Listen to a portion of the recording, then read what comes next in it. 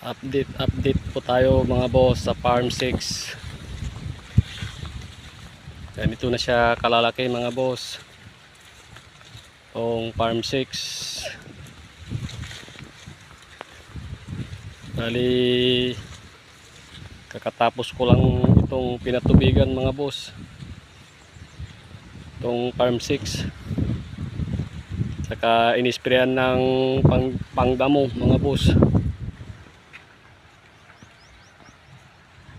Susunod ko na naman na mag-i-spray ng insecticide mga boss, para hindi uudin yung mga dahon.